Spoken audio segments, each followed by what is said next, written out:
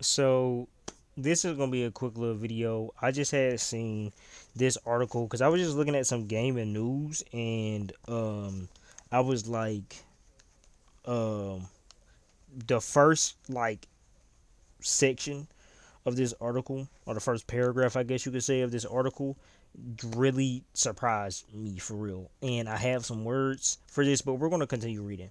So the article is, or the blog, I guess, is Xbox CEO Asha Sharma. I hope I'm saying her name right. Asha Sharma wants zero point 0.5 billion daily players by 2030, yet Xbox's own numbers show a brutal uphill climb, which Xbox has not been in the best state in recent times since really the Xbox One, the original Xbox One dropped. So I mean, you know, we can't really, what I'm saying, we can't really judge, or that's nothing new. Following Microsoft quarter one 2026 financials, which reported yet another quarterly decline for the Xbox's division, and most importantly, registered CEO Sata Nedelis, uh, Natalie, I don't know if that's Natalie, I don't think that's Natalie, but mandate that Xbox return to growth in the next financial year, or fiscal year. Xbox CEO Asha Sharma has once again posted a memo. This time, she didn't make it public, but it leaked anyway via The Verge. It features four main tenets: core, strengthen our platform led by console content, grow great games into global franchises. Which that there is also, I feel like it's a problem. Why is the okay? So the core is strengthen our platform led by console, which what I assume means they want to grow the Xbox brand led by the Xbox console. So they want the games to matter. They want great games on their stuff. They want innovative games. Hopefully they want new IPs. This is what it sounds like to me, right? But by core, what I'm taking at face value is that they want to grow the brand Xbox in itself, or whatever they have that is connected or pertaining to Xbox through the console, right? Um, Grow great games into global franchises. I find this kind of an issue. I feel like the focus, if Xbox wants to get better, in my opinion, they need to focus on just new IPs and innovative games. I don't think the focus should be, or the content should be, we want these things to be global franchises. And I say that because I know a lot of people are like, well, they're still a business. So why don't you, like, global franchises means that they get a ton of money, it builds up revenue, and then it pushes Xbox back in the game. Yes. Yes. I agree with that. But I think right now the main issue is not the fact that Xbox isn't getting eyes on it. Well, no, it is this. It's really two things. Xbox isn't getting eyes on their console because they do not bring innovative and different games, right? Recently, if y'all don't know, Gears of War E Day originally, or when it was first teased or talked about, it was supposed to be for PlayStation, right? After PlayStation did their little thing where they took away, when they heard that Steam, maybe not saying that that's why they took it away, but that Steam may be partnering up with Xbox and all this other shit for the next console, they were like, no. And I guess Xbox was like, oh yeah, y'all want to do that, y'all want to be petty and take away y'all games so people can't enjoy y'all games on our console, y'all not finna have our games. But I also think that that's Gears of War cannot be the only exclusive. Gears of War alone, one exclusive. It's not even about it being Gears of War. One game, one exclusive is not strong enough to keep people to want to bring them over to Xbox, in my opinion. Even though Gears of War is a cult classic and people love it, it's not strong enough to get people to come over to Xbox. Creation, make Minecraft the world's creator platform. We're going to get into what that means in this first paragraph, as you see below. And connection, extend the worlds that fans love. To me, that last one means we're going to keep making sequels or remakes to games that y'all love. And I don't see that as a good thing either. I'm not saying that's probably what this means. This is just my comprehension. This is my deduction. We largely already knew about items 1, 2, and 4. The biggest surprise is arguably the third one. It sounds like Xbox wants to try and take on Roblox with Minecraft, which I think is crazy, to be honest, because one, Roblox is on the Xbox console. So I think it's crazy to want to combat that and make like, oh yeah, we want Minecraft to be as big as Roblox, and that's your competition. Like, why is your competition a game that everyone can make anything? Basically, a fucking game engine, an open source game engine to a degree, a very accessible one at that. You want that to be that's your competition? Like, I guarantee, like, I understand that PlayStation is still their competition, but to me this is like, okay guys, we're going to pivot away from PlayStation right now and not really focus on them with the heavy hitters, the game exclusives, not working on deals to get other publishers and developers to come work with us. We're going to try to, like, I don't this that doesn't sound good to me.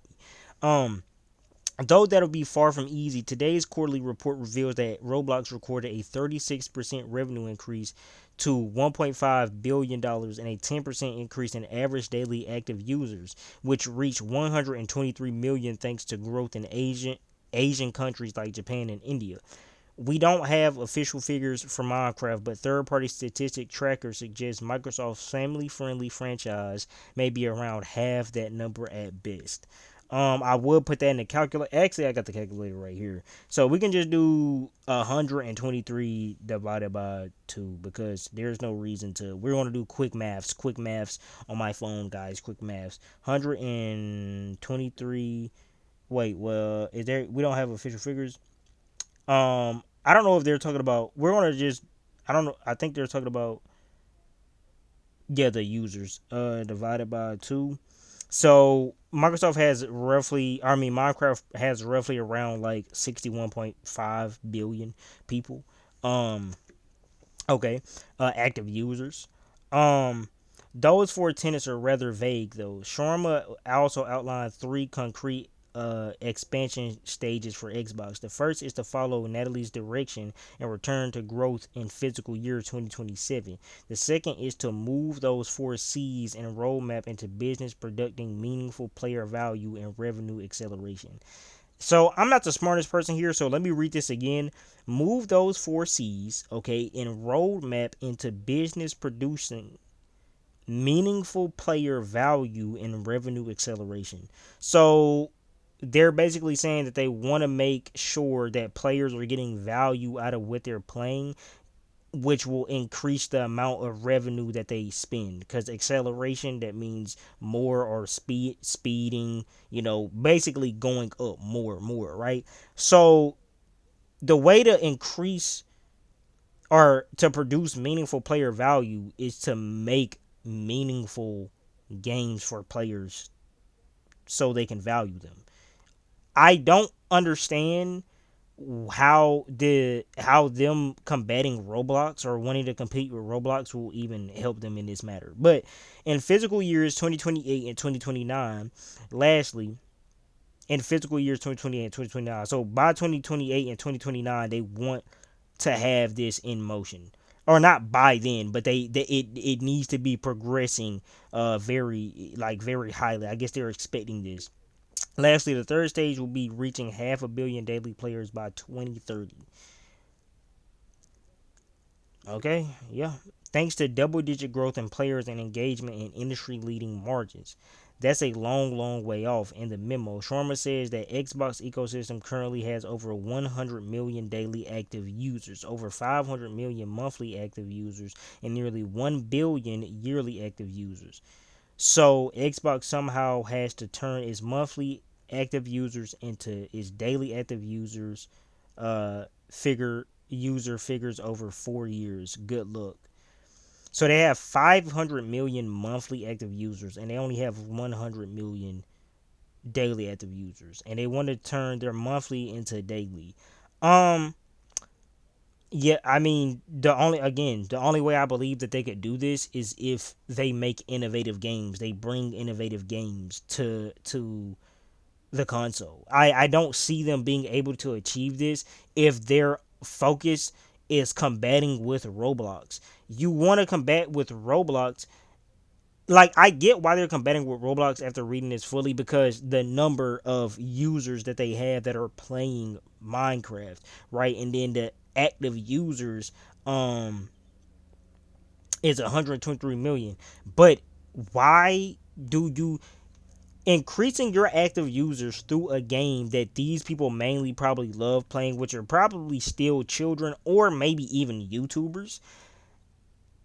How is that going to be beneficial to the console if they do not like any other game outside of Minecraft, or if they barely play any other games that are not like Minecraft, which Xbox doesn't have a lot of games on their console that are similar to Minecraft. I mean, you have Stardew Valley, you have Terraria, and then you probably have some like other knockoff. I mean, you have Ark, which a lot of people aren't playing Ark. Power World, which people are actually enjoying. I'm seeing some streamers play it. I'm seeing other people play it. But like, to me, this would make way more sense with a game that I think people are like, I don't know. To me, like, why is this their focus? Like, I can't even fathom this. I don't even know. As a side note, Shawarma revealed that three franchises generate over $1 billion annually. Two are certainly Call of Duty and Candy Crush from Activision and King. The third could conceivably be Blizzard's Warcraft, mainly due to World of Warcraft and Hearthstone. Okay, so here's my personal opinion, and I know I've been sprinkling out through this whole thing. I do not think that this is a good way for Xbox. I don't think that this is a good focus for Xbox. Having more active users is nice, and it will put Xbox back in the game, and it will, I guess, on paper, make Xbox look like they are still holding on. But the issue then comes for longevity reasons, right? So by 2030, they want to increase this, the active player rate, right? Or the engagement, whatever. Then what after that, right? I don't understand how Minecraft is going to be sustainable enough to build up that many active players, or like you want to combat that 123 million active players from Roblox. Well, 123 million. Let's just highlight this right now. 123 million active players with just Minecraft. We can actually do a quick little let's see. Okay, so again, and 10% increase in average daily active users, which reach 123 million. Okay, 123 million. Now, as of 2026, this is AI, so we don't really know. As of 2026, Minecraft has approximately 212.32 million monthly active players globally. By the way, globally, the game maintains an average of 31.96 million daily active users, which concurrent player counts typically fluctuate typically with concurrent player counts typically fluctuating between 1.3 and 2.8 million at any given time. So concurrent, right? That means players that are basically actively playing this game, like, I wouldn't say like daily, but they're more prominent, right? They're probably playing it more than monthly players are, but they're not playing it like every single day.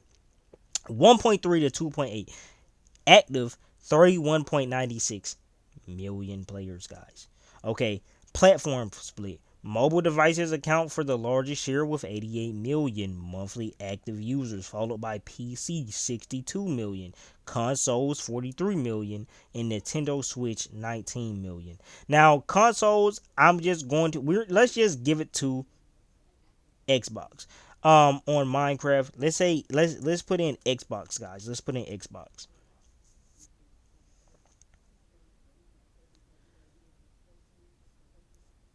43 million monthly active players. 20% of the game's total.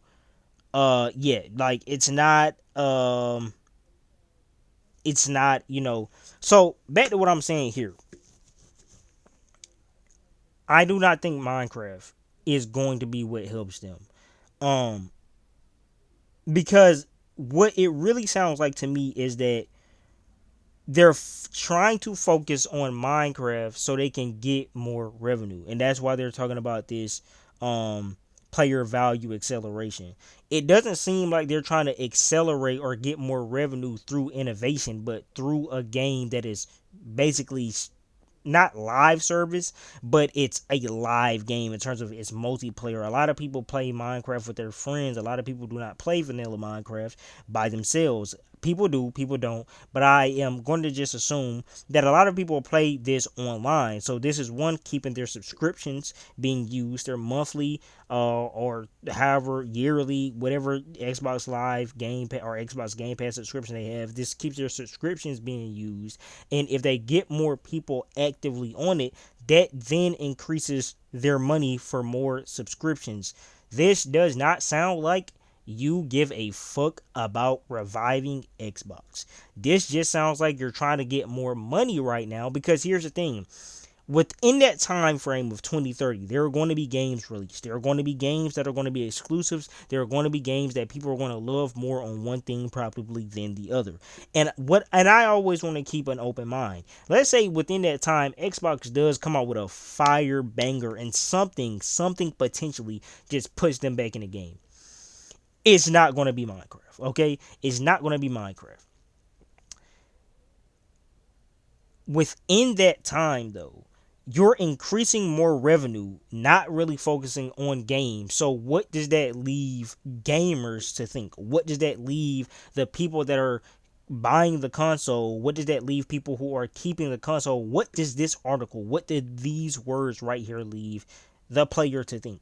To me, it doesn't leave any room for, oh yeah, we care about the players. We want to make more innovative games. We want to make Xbox the console of the gaming world, of the gaming space. Again, the four C's, what they call them: strengthen our platform led by console, grow great games into global franchises. If you are considering Minecraft a great game, which I'm not saying that it's not a great game, but if you are considering Minecraft one of those great games, and this right here is basically saying, hey, we're going to focus on Minecraft, that we're going to hard focus on it, you just simply cannot care about games, in my opinion. Make Minecraft the world's creator platform and extend the worlds that fans love.